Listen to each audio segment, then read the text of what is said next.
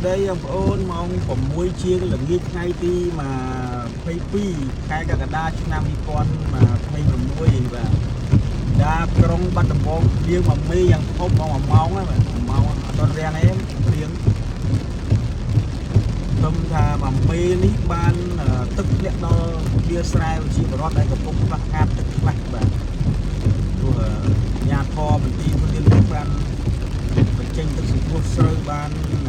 ហើយជិត20000ហិកតាហើយនៅសល់តែជា40000ហិកតាទៀតដែលខ្វះខាតទឹកហើយខ្ញុំថា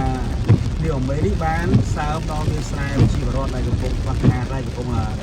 ផលប៉ះពាល់ដោយសារខ្វះខាតទឹកខានជាប្រហែលថ្ងៃឥឡូវទៅជាធ្លាក់ប៉ុន្តែពីកណ្ដាលក្រុងខ្ញុំផឹកមកជា1ម៉ោងផ្លូវមួយចំនួនលិចលូហូរអត់ទាន់ប៉ុន្តែមនុស្សយូរតែបន្តិចហូរអស់ខ្ញុំដល់បងប្អូនវិជាបរដ្ឋយើងសប្បាយចិត្តទៅបានព្រៀងបាទហើយនេះមិននៅព្រៀងនៅតែកណ្ដាលក្រុងឬមួយស្រោចស្រពឬមួយធ្លាក់នៅកណ្ដាលស្រុកឯនេះដែលកំពុងខ្វះខាតទឹកដូចជាមងសីសង្កែបាត់ណន់សវល